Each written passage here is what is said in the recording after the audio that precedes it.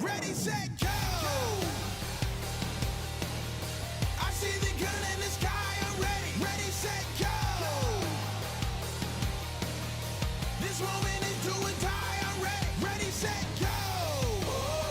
Go, go! I'm in the fight of my life, I'm ready. Ready, set, go! We were made for this moment and we ain't got time to blow it. Don't blow it, ready, set, go!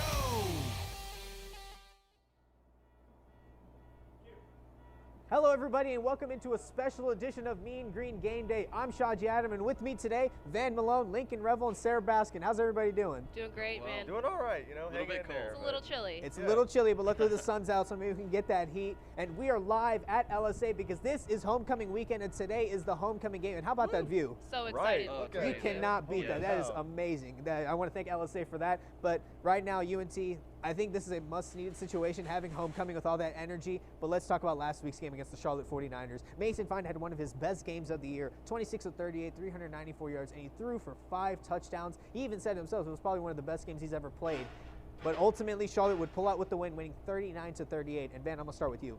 We've been following this team all season long, and the problems, they just keep stacking and stacking. What went wrong in this game? Honestly, it was the defense. Kind of the same story, different chapter, really. Yeah. for the entire season. I mean, 600 yards of total offense given up without any turnovers. That's something that can't happen. And with such a great offense, offensively, UNT is one of the best in the conference. It's just defensively they continue to hold it back. They're playing like wet toilet paper, letting people run right through them. It doesn't look cohesive. It looks like they're thinking, they're trying to think too much, playing slow, guys getting blown coverage, people wide open, missed tackles. It's things that you can't have, especially so late in the season where this is crunch time. We're trying to make bowl games, for some teams trying to make the conference tournament. You know, for the Power 5 teams trying to make a push for national championships. It's times that you can't have mental mistakes, and UNT has way too many mental mistakes right now. And Lincoln, now I'm going to go to you.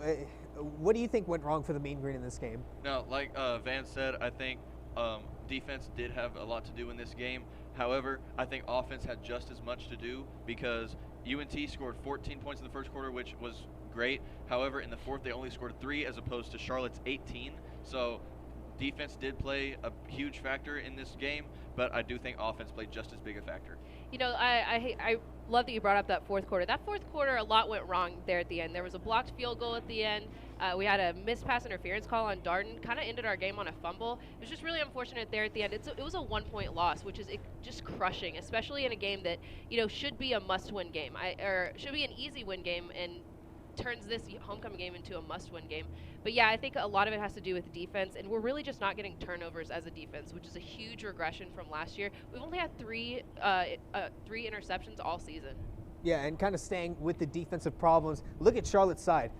QB Chris Reynolds, 24-32, 336 yards. He had 4 total touchdowns because he threw for 3 and then he ran for 1. He was actually Conference USA Player of the Week. And running back Ben LeMay, who's statistically probably the best running back in Conference USA, he had 30 carries for 155 yards, which was a season high, and he added 2 touchdowns as well. Victor Tucker, 10 catches for 140 yards. He was just lighting up the Mean Green secondary. And Lincoln, I'm going to go to you. UNT came into this season with high expectations, you know, with the bowl game they've had yesterday with Seth Luttrell and Mason Fine. This is Mason Fine's last season. Everybody had such high expectations. What are they missing? Defense. This is going back to defense. Secondary is not doing well right now. In this season, UNT has only had one game where the defense has allowed less than 20 points, and that was against UTSA, where they only allowed 3. So the secondary is not doing well, and they need to step it up fast because it's crunch time now. So we don't have any time to lose. Yeah, I totally agree, and I'm going to go back to turnovers because our offense is extremely good at getting points off of turnovers, and so their defense just needs to help them out there. Again, I don't want to hammer on the offense too hard. I think that it's easy to blame the quarterback for a lot. Mason Fine is having an excellent year. He had his best game last week, scored 5 touchdowns. He said he was having fun playing that game, and I just don't want to hammer on him too hard, but again, it has to be a team, it has to be a unit, but the defense really just needs to step up. Yeah, Sarah, like you mentioned, you know, when you have a great offense, if you have a bad defense, you at least want to get turnovers. Right. You want to be good on third down defensively. You want to be good in the red zone defensively. That helps your offense get better field position, be able to score. But really, UNT, the thing is, it's kind of their depth. Their depth has been a huge issue, especially, you know, we had Rico Bussey go out early. We've had so many injuries on both sides of the ball. And when you're a team like UNT, who definitely doesn't maybe not have the depth that some other schools have, it's really you're pretty top heavy. So when the starters go out, you're relying on freshmen, sophomore, redshirt sophomores that really haven't had a lot of time to play on the field. And when they are pushed to play, like, okay, you got to go on the road against a really good team. Good luck. It's really like it's a tough position for them to be in. So depth is a big issue. We're gonna see how they handle that in the offseason. Guys are gonna get healthy. We're gonna see. We're gonna see, especially today with the UTEP team. Maybe not as good in the Conference USA, but still a Division I team that has talent, and everybody's gonna have to come out and play 100% to get this win, because it's not going to be a walk in the park. Yeah, and I listened to Mason Fine during the press conference. I've never seen him so just devastated over the season, because this is his last season. This is it, and he did not picture this whatsoever. But no one did, really. Yeah, and you were saying that, we'll see if people coming back, but let's kind of see if there can be a turnaround. And Van, do you really think there's going to be a turnaround with the rest of the schedule left? By turnaround, I hope, if you mean bowl game, I don't think so. Yeah, you have to win 6 games to apply for a bowl game, and UNT's won 3 so far. Yes, I do not believe they're going to make a bowl game. I hate to play devil's advocate. I love my school, but I look at the schedule. They play La Tech, who's 7-1 right now. UAB 6-1 now, and then they play Rice. That schedule is. And La Tech is undefeated in conference play. Yeah, they've won, I believe, 7 or 8 in a row. Like, absolutely. UAB plays Tennessee today in Knoxville, so that's going to be a tough game. But I really, really, really want to see how UAB does against Tennessee, because then I think that'll be I think actually between La Tech and UAB, I believe UNT has the best shot to beat UAB. That La Tech game is going to be, it's going to be tough. But do they make a bowl game? I don't think so. Oh, sorry. Do you mind if I go first? Yeah, All go ahead. Now, I kind of disagree with you there. I do believe that UNT could make a bowl game if they turn it around today, because I know that we can beat UTEP. We have the skill and the strength to beat UTEP. I think we can win. I think we can beat Rice. UAB is going to be probably the toughest game that we have to play besides La Tech. But UAB, I think that we can hold our own against them, and I think that it'll be a close game. So I think we might actually be able to pull it off. Yeah, I'm really looking forward to that game against UAB. Listen, I see us winning today against UTEP, probably picking up a loss on the road against Louisiana Tech, unfortunately, but picking up a win against Rice, and then it's all going to come down to that game against UAB. It's our last game of the season. It's a home game. I really feel like if we can come away with that record that I was just saying, our crowd's going to show up and show out, and we can really make a run. So basically, to put in perspective about UNT's chances right now, just to put in perspective where they are in Conference USA. So there are 14 total teams in Conference USA. And looking at the offense, UNT, second best offense overall in Conference USA. Great offense. They are the 7th best rushing offense overall. They're second in passing, and they're second in scoring. Really good. Mason Fide, he's going to light up the offense. Even though he lost Jalen Guyton, because Jalen Guyton graduated, he tried out for the Cowboys, all that good stuff. But they still are able to put the ball in the end zone, no problem. But then look at the defense. There are 14 total teams, 12th in scoring, 13th total, 10th in pass defense, 9th in, what am I supposed to do with that? I can't do anything with that. It's a very struggling thing. So look, UTEP and Rice, those are must-wins that you have to. It's all about, like you said, La Tech and UAB. Those are very tough teams. And even Southern Miss, looking at the Western Division, UNT is 4th right now in Conference USA. In front of them is La Tech, UAB, and Southern Miss. They already lost to Southern Miss. So this is not a good look. So real quick, Sarah, I know you're kind of touching on it, but do you really think, do they have a better chance of La Tech or UAB in that game? I really feel like they have a better chance against UAB, and honestly, it just goes, it's a personal preference. It's all about the home game. They have not been successful on the road at all this year. La Tech is undefeated at home. It's going to be an extremely, extremely tough game. Again, that UAB game is at home. It's the last game of the season. It's Mason Fine's last regular season game as our quarterback. I think we're going to show up and show out for him. All right, and we'll be sure to preview the game later, but coming up, we're going to go over the history of homecoming and kind of bring up some fun facts next. What does it look like when a life is truly changed? I feel a sense of accomplishment because I built a house. This house has brought us financial independence. It's a great place to raise a family. Strength, fuerza. When I look back where we've come from to where we are today, it makes my heart very happy. Potential. Potencia. For me, this house means all of us together. Sorry. Security. Security. Every family dreams to have their own house. This house changed our lives. Habitat for Humanity is at work in your community and around the world. Through shelter, we empower.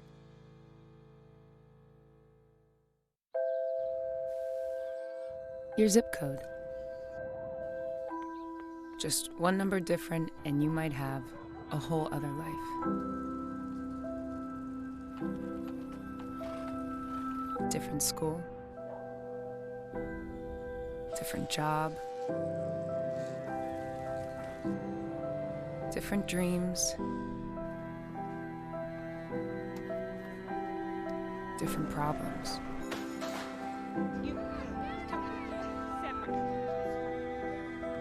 In America, the zip code you're born in can determine your future.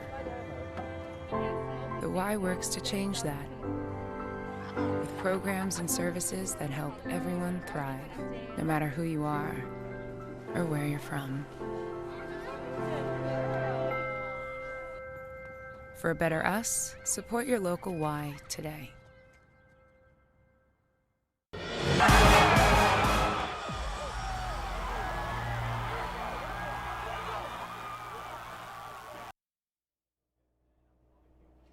Well, UNT is just getting bigger and bigger as a program. More and more freshmen are coming in, but I still feel that they don't really understand how much history is behind homecoming and just how special it is. Now let's go over some fun facts about homecoming. Van, I'm gonna start with you. What'd you look up? So I saw a few things. One thing I saw that the Willis Library has over 2,000 miniature books. They're about the size of they're about a millimeter. Yeah, about a millimeter. And I mean, that's like about that big, right? They're pretty small. And then also, I was on Twitter scrolling, and there was a video going around of the legendary Lucky the Squirrel, the albino squirrel, that there was a appearance. Now, I don't know if it's real. It might be I saw that. Yeah. I really thought it was just a legend when I first came to UNT, but all of a yeah, sudden it's like, real. I was like, I don't okay. know, like, my journalist eye was like, I don't know. Let me fact check this. I don't know. Maybe was it from Reddit? I don't know. But hey, it could be real. I like to think it's real because we got tests coming up. I need all the Lucky I can get. Lucky is our new official mascot. Like, we gotta hope that he's real because. Exactly. All right, Lincoln, what'd you find out? I actually found out. So we all know that UNT has existed since 1890. Homecoming actually did not start. We didn't start homecoming festivities until 1929. Wow. And that year, we actually we had a homecoming game, had all that fun stuff. We ended up winning 34-0. And so, but yeah, we actually didn't start. And that was back when we were NTSU, North Texas State University. Yes, so that was way before Mean Joe Green. So that's unbelievable. Man.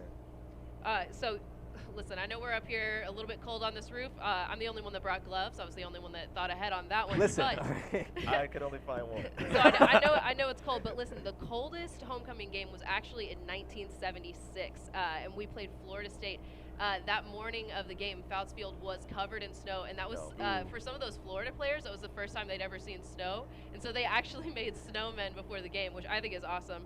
And 4 brave band members came out and during halftime and played the fight song along with Jingle Bells and White Christmas. I hope they got like scholarships for the rest of their tuition. I mean, I really hope so. I mean, to do that. But yeah, I actually read about that little snow homecoming. They actually had a torchlight parade and a bonfire during homecoming to keep everybody warm as much as possible. And it was insane. I couldn't believe that 4 musicians decided, yeah, let's go out there.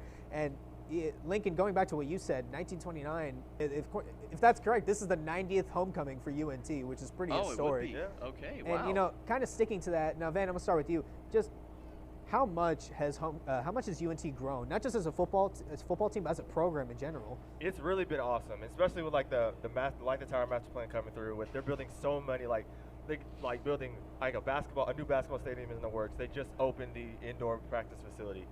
It's just like I also on Twitter remember people kind of going around talking about like old UNT, like the old Union, and going through all this stuff. Now I've been here for 2 years. I really don't know that. All I know is the Union's really nice. Oh yeah, we're getting a new Joe Green Hall was just built. We're getting a new cafeteria coming through across from Kerr Hall. It's like all these new things coming through, and it's like a wave of new construction. It's like I can't walk down the street with, oh, what are they building over there? And it's really it's like refreshing to see, like, yeah, my school is where we're trying to impact doing. So we're doing something here in North Texas. people go to, I go to UNT. I love that I can feel pride in my school and saying we've got so much great new stuff. Our sports program's going. Everybody knows UNT music. Mayborn is great. So it's great. It's great to see all the growth. Everybody coming through. Everybody knows UNT's name, and it's awesome to see. Lincoln, what about you? Now, Van, you said you'd been here for 2 years, correct? 2 years. Now, this is my very first semester at UNT. Oh. So I don't know a lot at all about the campus itself, but I kind of want to talk about the people at UNT. Basically, like I've never seen so much like school spirit in one place, and all the students are just amazing. They're all like just so spirited. It's always amazing to go out to football games and just see the crowd just get so pumped up, and like half the stadium is students, basically. Oh, yeah. And so it's amazing to see that many people just get so pumped up for a football game. I mean, that is one of the things I love about UNT. It's all about mean green. Anybody who works for UNT, I think probably 80% of their wardrobe is green. I love it. But the thing about UNT that I think is so cool is that, 20, 30 years ago, we were really thought of as a commuter school. Traditionally, that's been the identity of our school. We're right here in the Metroplex. So we really cater to a lot of those students coming, from afar. But over the last, few decades, we've really grown into being seen as an athletic school. A school that can carry ourselves with our football team. The addition of Apogee has really been huge. But really, it's the growth of Denton as a city as well. And those like you were saying, there's a lot more incoming freshmen coming in, and we're building new dorms for them. The other thing too, getting back to athletics. This is such a rich area for recruiting. So we have such a big, a huge pool in the Metroplex to pull from. And it's not just our football team. Our women's soccer team is phenomenal. Absolutely. It's outstanding. Yes. Our women's volleyball team, outstanding. Softball team, outstanding. So we have all these other programs besides our football team that are just lights out. Yeah, we were actually ranked the 25th best college town in the entire United States. I mean, that's impressive because I remember my sister went here too. She graduated in 2011, and even then I didn't know too much about UNT. I came here and there, but when I first decided to come, I had no idea how big it actually was because, Mason Fine coming in and Ren Baker, when they first came in, they completely changed the football program because your athletics program, because sports is so implemented here in the United States, when you have such a big program, it makes everybody want to feel like they want to be a part of it. Because even if you're a casual football fan, going to tailgating, going to all that, it's so much fun. It's unbelievable. Now, Van, I'm going to go with you now.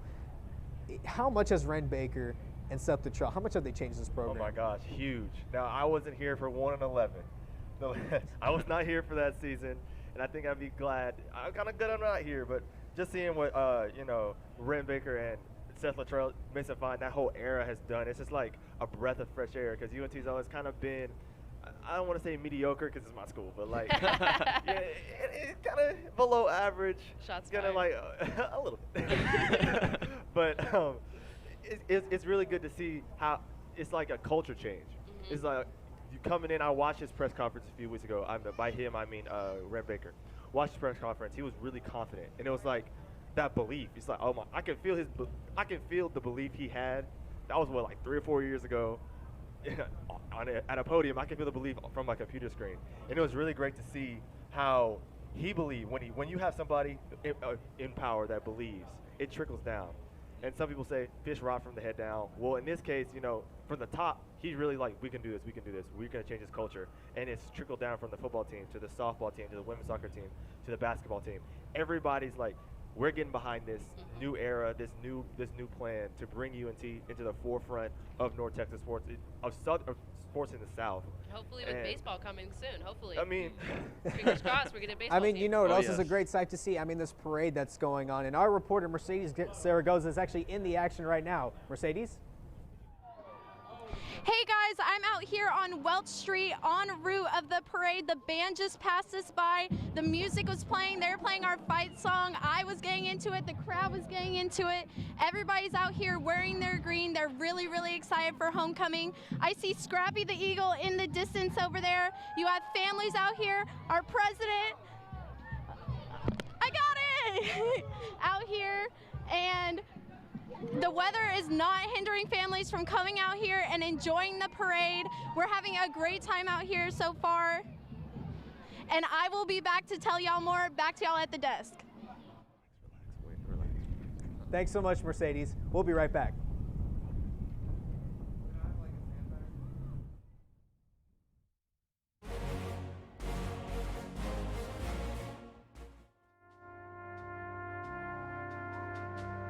From Iraq and Afghanistan, our brave warriors are coming home, wounded. Some with wounds you can see, some with wounds you can't see. Wounded Warrior Project was created to support our men and women coming off the battlefield.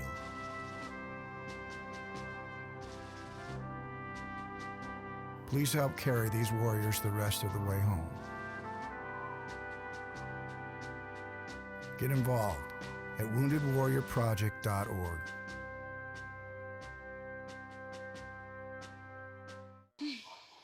So how was work? It was 1,300 hours. My math class from 302 was in the trenches. Davy Roth had it the worst. Fractions were coming at him left and right. He just didn't get the damn things. 2 days ago, I tried to teach him what 1/4 of 1/2 was using different sizes of blocks. Yesterday, I tried again by dividing up pizza. Both missions failed. Oh no. But today, I was ready. I created a combat math game where the only way to beat the enemy is to out-fraction them. Davy conquered every last denominator. My game was so successful, the principal is deploying it to math squadrons all over the school. Anywho, how was your day? Oh, today my boss treated the office to salad wraps. Salad wraps. I know.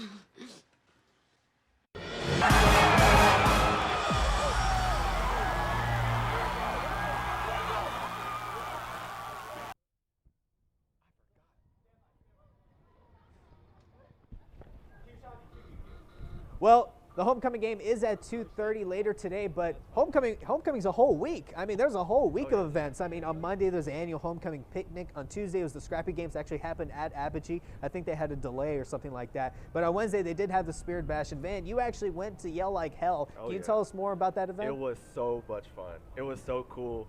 So basically, Yell Like Hell, you know, is the organizations and fraternities, sororities, they come out and basically have a step dance contest. Whoa, and they dance. that's cool. And it's really, really, really fun to see everybody come out because, you know, they've been practicing for weeks. And they come out, it's music. This theme, it was Out of This World, I believe. So everybody kind of had space theme. It was Travis Scott playing. It was extraterrestrial playing, like all these different type of music, space theme music, and they were dancing. And it was really, really great. FSA was the one that stand out. FSA is the Filipino Student Association. Always kill it. Every year they went last. They were always killing it. Kerr Hall was holding it down for the res halls. It was all of it, the entire experience. I always like going. I've been going since my freshman year. It's really, really great to see everybody come out. I knew several people dancing. They're all, you know, I was all yelling their names. We were all cheering for them. So it was really, really fun. Really, really great. And it's something I love doing every year. Yeah, and not to mention this week was Halloween. Did everybody enjoy their Halloween? Oh, Of yeah. course, yeah. What'd y'all dress up as, if y'all did? I was Superman. You were Superman, as always? No, I actually didn't dress up on Halloween, but I had a little extra credit assignment the day before, dressed up as a lobster. Oh, nice. I was a bumblebee. You were a bumblebee? Oh, Yes, okay. I have a bumblebee onesie from Target from Nice. last year, so it still works out. Yeah. Nice. So this week, UNT always celebrates Halloween with the Boo Bash. Now, you actually went there, too. Tell us more about Yes. that. So Boo Bash, it was little kids dressed up in Halloween costumes, and they were like so short they couldn't reach the tables. We basically had games for them to play. Had games, they would win the game, get candy, basically. And it was just a safe space for them to go trick or treat, and it was so fun. They were, oh my gosh, they were so adorable. They were cute, and we all had games set up. It was really, it was fun. It was really fun to see little kids get away from that hustle and bustle of college life and see little kids being innocent and free until adulthood hits them in the face. Exactly. That's a whole mood. It was great, though. And Lincoln, this, like you said, this is your first semester here. What was it like experiencing that entire homecoming week? Oh, it was phenomenal, honestly. As we all know, the bonfire was last night, and that by far was my absolute favorite part. Yeah. Seeing so many students come out, just thousands of people just come out and just basically grow closer together as a community while watching basically a 50-foot stack of wood burn down. It was amazing. Yeah, and Lincoln actually went to the bonfire. Let's see what he came away with. Of all the homecoming traditions North Texas has, arguably the most popular tradition is the UNT bonfire. The bonfire is made almost entirely out of wooden pallets, with around 5,000 pallets being used. With no cranes or forklifts to help lift pallets onto the bonfire, members of the Talons form a human chain to help transport the pallets to where they need to be. We're basically moving pallets all through the day, and we have a couple of people on stack, which is what we call the bonfire, and they're placing them into the different tiers and loading them up from there. The bonfire is built by the Talons, the spirit organization of UNT. Standing at around 40 to 50 feet tall, it is the biggest man-made bonfire in the state of Texas. The Talons work continuously on the bonfire for a full week, pushing their bodies for over 180 straight hours. They build the bonfire all day, watch it all night, and do it all over again the next day. It's hard, but it's really fun because you get to be with your friends for a long time. I think this process really brings us together because we're literally spending every hour with these people. When we're not in class, when we're not at home asleep, we're spending every hour with people we already call our family. And I think that's the most amazing thing in the world.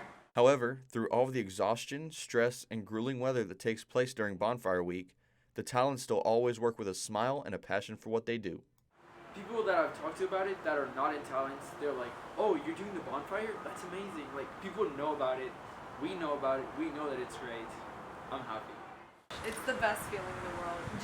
It's a long process and it's hard, but it is the best feeling in the world when you see it burn because that is your work, that is your pride and joy for that week. And you get to see every student just sit there and enjoy your creation, and there's nothing better.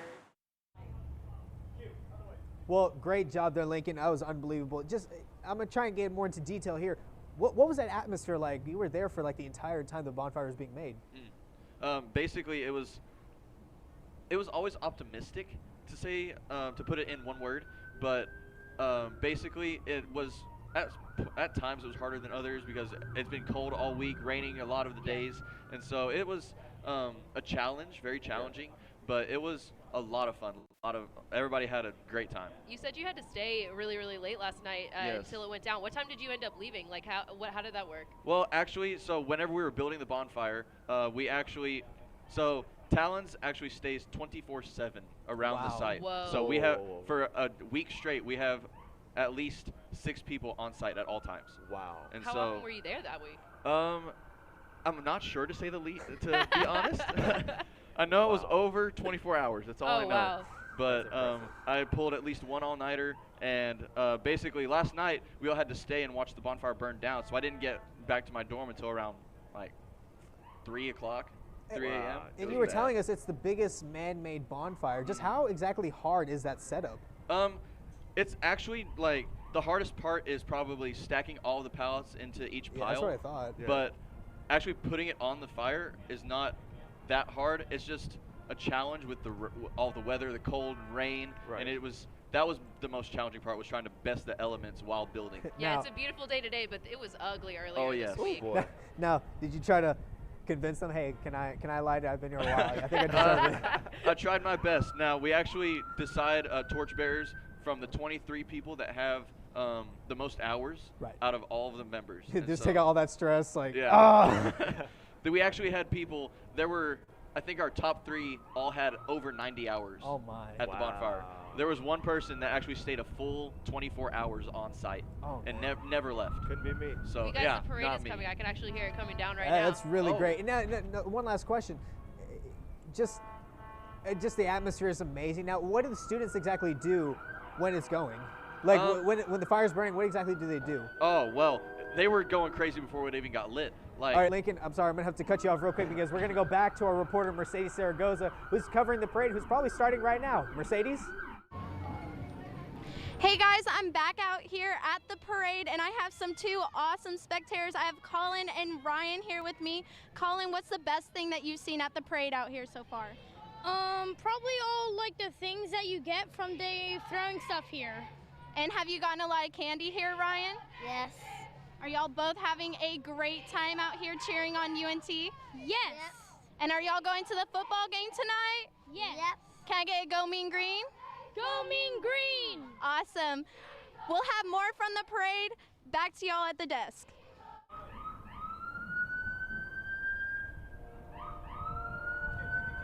Well, the parade is coming. Thanks, Mercedes. That was awesome. I can't wait to see all of it. But when we come back, we're going to be previewing the game.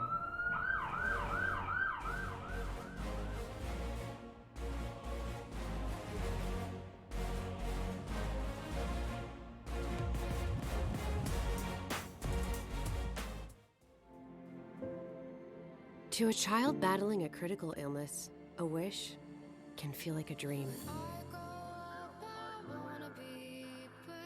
But with your help, it isn't out of reach. Wishes are an important part of medical treatment. A chance for kids to see themselves stronger, braver,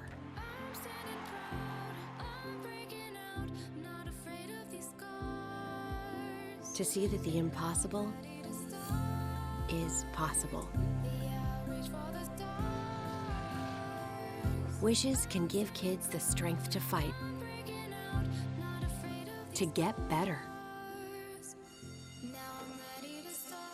to grow up.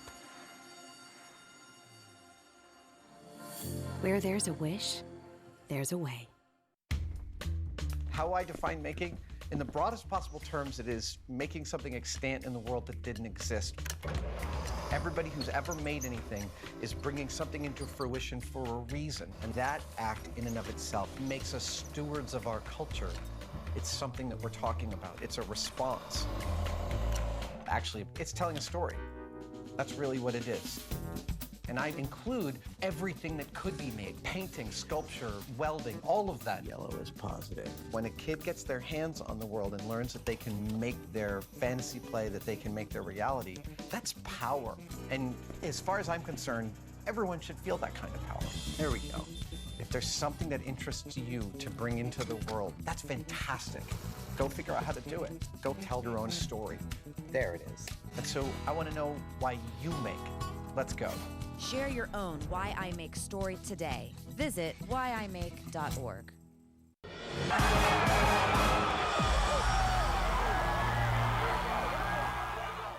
Well, the UNT's game is at 2:30, but it's a very exciting time. And if you're not excited for this game, maybe this will excite you.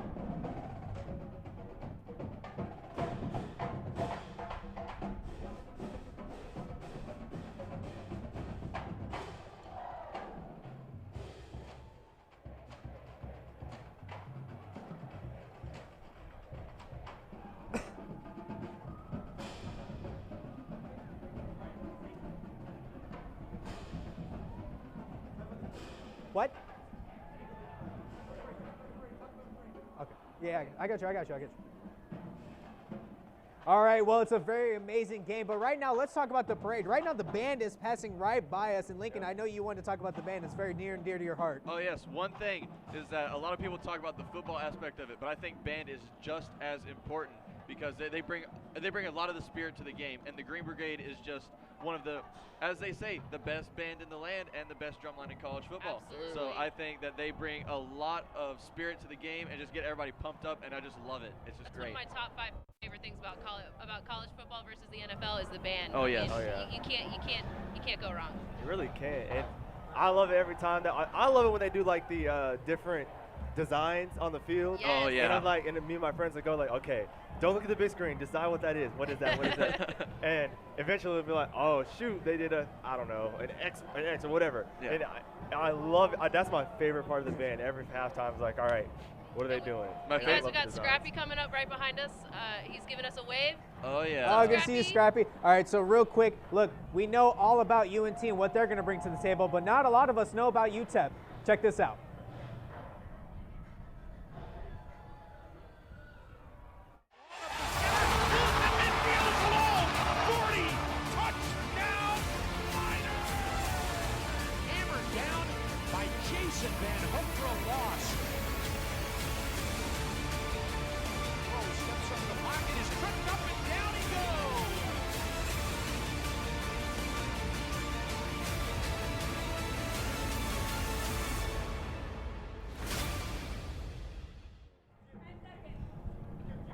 All right, well, the parade is still going on. UTEP, UNT is going to be an amazing game. But right now, look at Scrappy passing by, having fun. And these classical cars, you got to love them. I wish I could go down there and get some of those goodies that they're passing out. Oh, yes. Oh, yeah. And I remember last year when I was here, they were giving out mean green ice cream. It was like green colored, and I ate at least like 6 to 8 cups of those. But I'm pretty sure they're not giving it out now because it's so cold right now. Hey, but it's always ice cream weather. It's always ice cream weather? Oh, yeah. It is I could not take ice cream I any would day have of to the agree. year. No, And it is not. Lincoln said this is his first semester here. So I'm actually a transfer student. So this is my third semester here, but I've never seen a homecoming parade, so I'm so excited to be seeing it right now. Yeah, it's great. I'm really excited.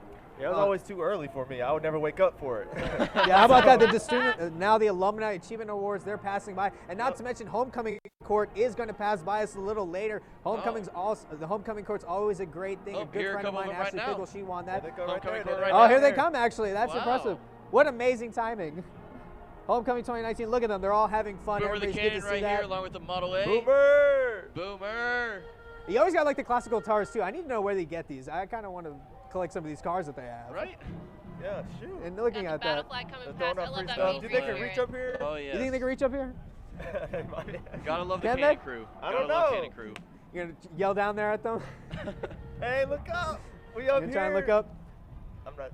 No, but what's so cool is even when you see Boomer right now, just why is this so important, this parade, seeing all the students come out, and even though it's so cold right now, why is it so important? I love because it's like, look, rain, shine, sleet, snow. This is my school. This is and people that are not students. This is our community. We're here celebrating, everything that the alumni have done for us, and then even the future alumni to be. And it's great. It's a great experience, even though it's cold. Yes, that don't mean anything, because we're out here celebrating.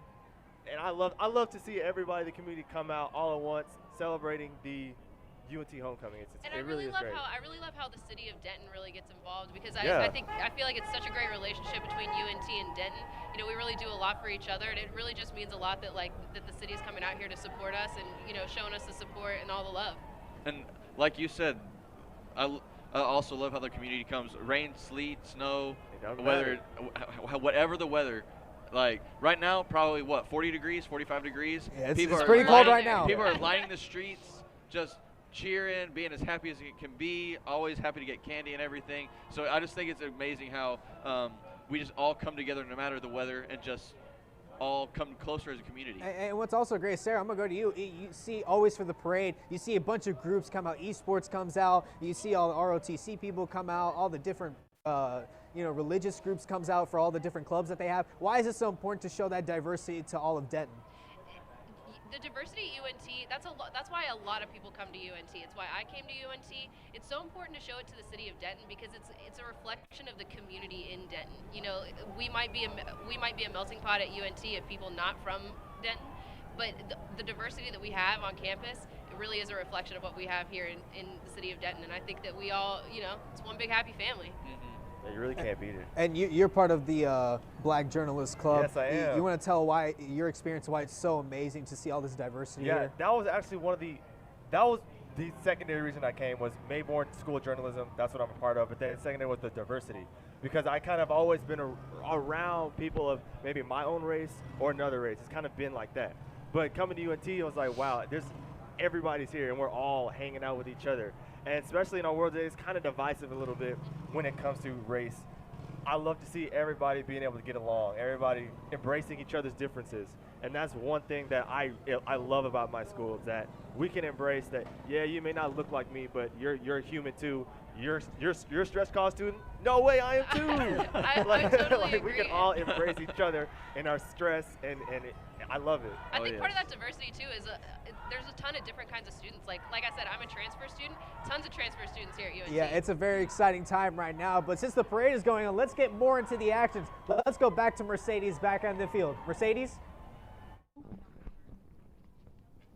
Hey guys, the parade just made its first pass off of Welch Street. Sorry y'all missed it, but I would have to say the best thing that I saw was the Army ROTC guys come in a huge tank. Everybody's out here showing their mean green spirit. Everybody's excited for the game against UTEP today at 2:30. I'm sure everyone will be out here showing their mean green spirit. We're taking a short break from the parade, but all these families are still out here, still feeling the cold. They have their hot chocolate. We're having a great time. So hopefully next time y'all come back, the parade is coming back. So I will see y'all later. Back to you at the desk.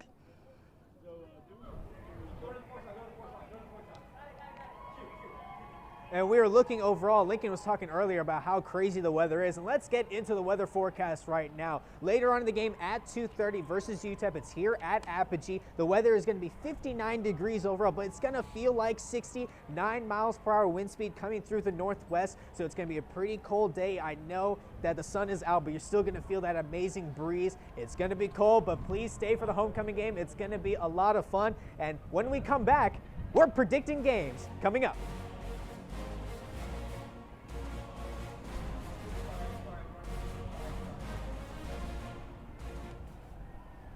So there you are, shuffling through a stack of resumes, and you come to mind. All right, we're good.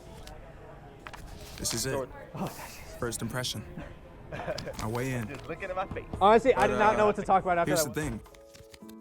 Can my resume show you how I truly stand out? Can one piece of paper really tell you my whole story?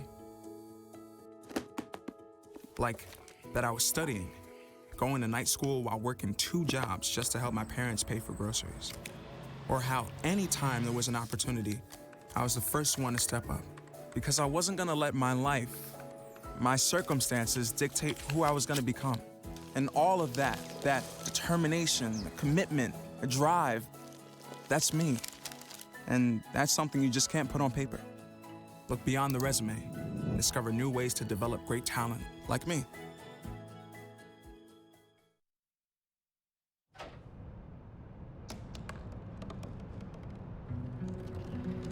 They said I couldn't dream. Called me a piece of trash and swore that's all I'd ever be.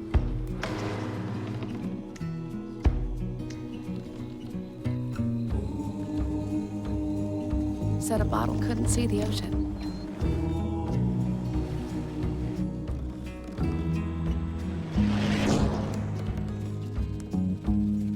Give up. Go back to the dumpster. But I didn't listen. I made my way.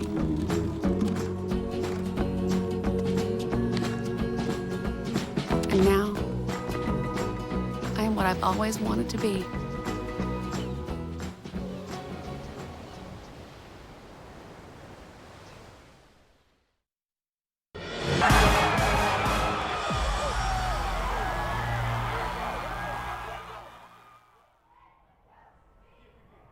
The parade is passing by us. UNT versus UTEP is coming up. How excited are y'all for that game? I'm so pumped. Super You know how excited. excited I am? We actually have a little video for all the audience to watch. Let's check it out.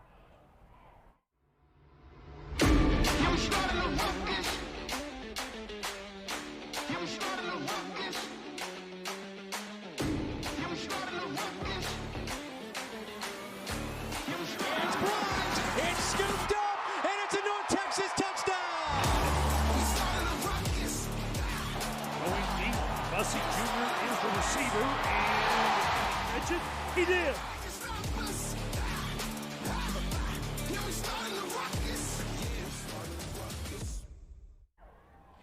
Ooh, that's exciting. I cannot wait. It's a very exciting time. But like we said, the parade is passing by us, and we've seen a lot of great sights right now. I remember last year, they had like these really cool creative designs where it's like these at least 4 foot tall, 5 foot tall masts, and they were walking around, they were trying to balance as much as possible. What do y'all hope to see today during the parade? Well, like you guys said earlier, there's no such thing as ice cream time of year. I think Beth Marie's agrees. There are floats passing right by us. Oh, yeah. I'm going to have to go get some. They're actually right down there. You want some right now? Go I mean, ahead. honestly, Yeah, right? listen, like I said, there's no such thing as ice cream. I am all year trying round. really hard not to shiver on air. Like, it's so cold. Beth Marie's after the show?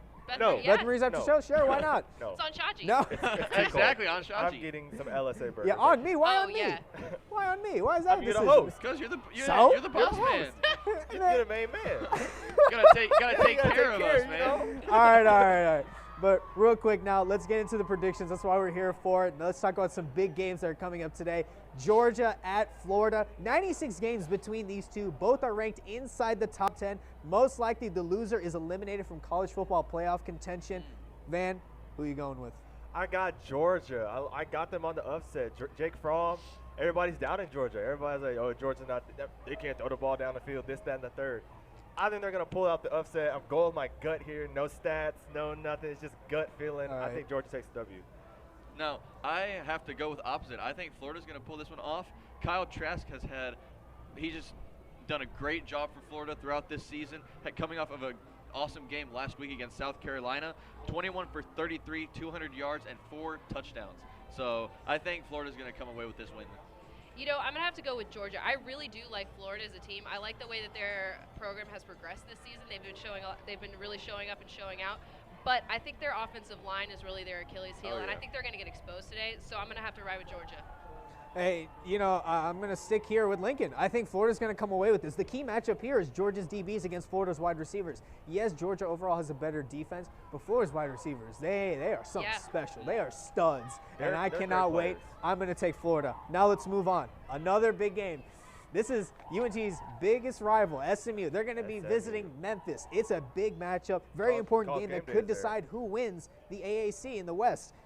First meeting took place in 1976, and that's a long time ago. And Memphis won 27-13, and they would not meet again until 2007. Wow. But since 2011, they've been meeting every year. They developed a rivalry of their own. And for this, I'm taking Memphis. I am taking Memphis. I refuse. This is my last chance as a UNT fan to stick it to SMU. So you know what? I'm taking Memphis. I refuse to accept that SMU will go undefeated. So I'm taking Memphis. Man, I flip-flop for this. I flip-flop. Before the show, I was like, okay, maybe Memphis is going to win. But, I think SMU's going to take it. SMU will win if their star wide receiver, Reggie Robinson, plays. He hurt himself last week. If he plays and is 75%-ish, then I believe SMU is going to win. But if Reggie Robinson is not in his game, it will make it very tough for Shane Buechele and SMU. I agree. I think SMU is going to pull this one off. Shane Buechele and Xavier Jones both had awesome games last week. Shane Buechele, 20 for 38, 203 yards, and 2 touchdowns. Xavier Jones, 22 carries for 133 yards and also 2 touchdowns. So it's just a great duo there. So I agree with Van. I think SMU is going to come out with a win. And I'm also going to take SMU. Listen, Shaji, I totally respect you wanting to stick it to SMU one last time. And honestly, I'll lone wolf it. Go ahead. I'll lone wolf it. I mean, the matchup predictors agree with you, though. The line on this game is Memphis -5.5. So honestly, Memphis is technically favored in this game. But Shane Buechele, I really feel like he's going to lead this team to a win in this game. Look, he's special, but wide receiver Reggie Robertson, his status is uncertain. That's a big blow to SMU's offense. I mean, he's the entire receiving core. If he goes down, Memphis has a big chance. It could go either way. I think Memphis, they have a 5-game win streak against SMU every time they've played. Yeah. I just think Memphis has their number no matter how good SMU can be. I'm taking Memphis. And, of course, we got to go to our last game. Now it's the game we've all been waiting for. UNT versus UTEP. Reminder that is at 2:30. Last meeting was last year. UNT won 27-24. That was a very scary game for UNT, but they ended up winning that game, and they just had a fantastic season overall. I go back and forth. I really do. My head says UTEP because the reason why I just don't trust the Mean Green, but this is homecoming. I think they can pull this together. I believe in Mason Fine. I believe in Seth Luttrell. I'm taking the Mean Green. They're going to come away with this and somehow have a huge turnaround and maybe make a bowl game. I got UNT as well. It'll be one of those games where they'll have some scares. Obviously, the defense, it'll be an issue, but I believe UNT is a more talented team. They've got more to gain when it comes to the future than the rest of their schedule. I have UNT winning this one. I also have UNT winning this one. Now, my player to watch also, Mason Fine. He's just been going off this season. Right. We've been going on all show about how this is just his best season ever, last season, best season. His career versus UTEP, he's only played twice. He didn't play in 2016 due to injury, but 2017 and last year, combined 46,469 passing. That's 66.7% pass rating. 507 yards, 6 touchdowns, and 0 interceptions. That's a 2-0 record against UTEP in his career. Also, I was looking at the stat lines for UTEP earlier. They allowed almost 2 more average yards than their opponents so far this season, and as opposed to their 284 loss rush yards in the season, their opponents have only had 98. So I am taking UNT hands down. Yeah, I'm gonna have to ride with UNT as well. Listen, Shaji, I really understand where you're coming from when you say your head is going with UTEP. UTEP's actually 28th in the nation in red zone offense. They don't get to the red zone that often, but when they do get to the red zone, they're pretty successful. So and what's bad for UNT is that UNT is one of the worst in red zone defense. Exactly. So I think that's gonna be a key to watching this game. But again, I think homecoming, it's a home game. We've been really successful at home. Other than that game against Houston, I'm gonna pick UNT. Okay, well, we got all our predictions, but we're still missing one. Let's head back to Mercedes, who's covering the parade the entire time. I'm sure she's having a great time. But Mercedes, who is going to win between UNT and UTEP?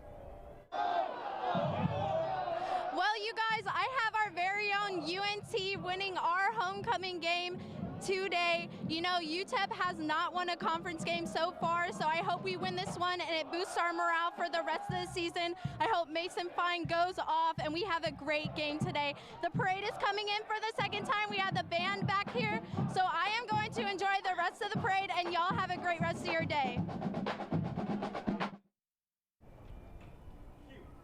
All right, thanks, Mercedes. Look, it's a clean sweep overall for UNT, but let's get back to this parade. It's a great time right now. Do y'all have any plans for homecoming overall, just once the game's over? Or are y'all going to the game first of all? I'm absolutely going to the game. We'll I wouldn't miss it. It's my senior year. I'm not gonna we'll see. We'll see. You know, because me and my friends have a tradition. We go over his apartment and we cook something. I think we're trying to whip some chicken and waffles. Why don't you cook over here? Bring the grill here. I mean, they're from Houston like I am. They're saying it's too cold. We'll see. Will I go to the game? Probably. I'll probably end up over there, at least for the first half. Hey, I got an idea, guys. Why don't we go Beth Marie's for ice cream, and then we'll you're go really sticking to this idea. Exactly. We'll go over to Vans, and we'll have chicken and waffles after. All right, sounds pretty good. I like that idea. Now, real quick, just, you know, we did a clean sweep for UNT. They look pretty good. But what would this win mean for UNT in general? It means they're one step closer to a bowl game that they may not have. Like, I hate to be devil's advocate. I'm holding out for my guy Garen, because I know Garen is a big Seth Luttrell critic. Love you, Garen. But I just don't see it. I just don't see it. I mean, first of all, the team's not healthy enough. The team's not healthy enough to beat teams more talented than them. That's my biggest concern, is that they're not healthy enough to compete against the La Techs, the UABs, and maybe even the Rices. I mean, I would love to see it. Trust me, I would love to see it. But I just don't see that the health standing up for UNT. Going all the way through. If Lord forbid, you know, Mason Fine goes down, because he's not a big guy either. He's been taking some hits throughout his entire career. So, knock on wood for that. Now, I actually have to sort of play off of that a little bit, but in the other way. So I think that if UNT does, like, if they win today, I think that that's sort of like a big momentum changer, and I think that they'll actually go into La Tech and UAB and Rice actually with a lot of momentum that might carry them over to a few crucial wins that could get us a bowl game. You know, I've been doing a few of these game day shows this year, and I feel like we have this conversation about how does UNT get back their momentum? What is this? What would this win after a loss mean? It's frustrating as a fan, and I'm sure it's frustrating for them as a team. I really do think this is a winnable game. You know, UTEP has not won a conference game so far this year, but the story was the same with Charlotte last week. Charlotte had also not won a conference game, and they ended up beating us when they were at home. But I think that we can do it. Seth Luttrell came out and said, you know, at this point it's a 4-game season. So we can forget about the past, just think about the future, what we have coming forward. This can be a win. La Tech, again, I'm just not sure that we can get that done away. But Rice, I think, is a winnable game. And then again, UAB, I cannot wait for that game. And Sarah, I kind of want to go bigger picture here. This is Mason Fine's last homecoming as a UNT student, a UNT athlete. This win for him, I think it would mean a lot more than just probably qualifying for a bowl game. Right. Oh, yeah. And just what has he done for UNT in just his tenure here? He's meant so much to this school, and he's really been someone that we could hang our hat on and say, this is our guy, this is our quarterback. We're going to miss him a lot when he's gone. And he's leading the nation in passing yards. That's no small feat. No. In your entire Yeah, time that's here, insane. just he's been here the entire time. I remember when we first interviewed him back in 2016. His very first interview was with Game Day, and he was just so excited to be part of the program, and that hasn't left. That chip on his shoulder, that excitement of the game. You look at his press conferences every time. He still has that positive attitude, like, look, yeah, we're struggling, but we can do it. It is my job as a leader to come out here and do my job as a player, as an athlete, because these are my brothers. I need to come out here and do that. And him and Seth Luttrell just have that bond. I mean, they've been together through everything. And Seth Luttrell, I think this win would mean a lot to him, because this is like his last feel-good moment with Mason Fine for homecoming. And just what have them two done just to bring this UNT football program into a very respectable status? You know, it's been awesome to see, because Mason Fine, he's from Oklahoma, small guy from small city in Oklahoma, Right. and he's obviously not the prototypical 6'4", 230 big quarterback. I mean, he's a smaller guy, slighter guy, but that chip on his shoulder is just like, it kind of embodies Denton football program as a whole. It's like, you know, for so long we've been kind of talked down to, kind of been the doormat of the Conference USA or the Sun Belt or whatever conference they were in at the time. And then we come in kind of surprising everybody in 2016 and then in 2017. And then it's just like, this is it can't be a surprise. It needs to be the standard. It has to be what we're trying to shoot for. It's like, no, this is bottom. This is where we start. We're trying to get better and trying to continue on. And Mason Fine has really kind of embodied that growth of Denton. It's from, we started off kind of unknown, really didn't know, but now that we've arrived, now we really arrived, and watch out, you know, in the future. All right, Lincoln, what do you think? I mean, honestly, I got caught listening to Van, and so I forgot the question. I'm sorry. Honestly, what Van had to say was pretty inspiring, though. I totally agree. That's the floor, not the ceiling. Yeah. And I think we have a long way to go. I think all we can do is rise from here. All right, Lincoln, what would Seth Luttrell and Mason Fine, they've been here for a while, you know, like we've been here for a while. Definitely. What would a win for them here? Like, what have they done for this program overall? Like, them two. I really think that Luttrell and Mason Fine, they both basically changed the program around. Right. If a win today might I feel like it would cap off on a perfect little, and like it's like an end of an era almost. Yep. With Mason Fine's last homecoming, I feel like it would be a perfect way to end. Yeah, because the his career. status of Seth Luttrell's contract is uncertain. We don't know how long he'll stay, because he's completely turned this program around. We went 1-11. The coach got fired an hour after the game. An hour. Oh, 1 hour after the game. That is yeah. unbelievable. It was at the end of homecoming. They lost 66-7. Ooh. And they got fired an hour after the game. Not a good look. You hate And to so see Seth it. Luttrell first came. They went 5-8. And even though it's a losing season, that's amazing for UNT. Yeah. Oh, yeah. And now they're respectable. The fact that we're sitting here on this desk disappointed about this season just shows the expectations that we've had for them. They should consistently be going for bowl games, consistently going for Conference USA championships.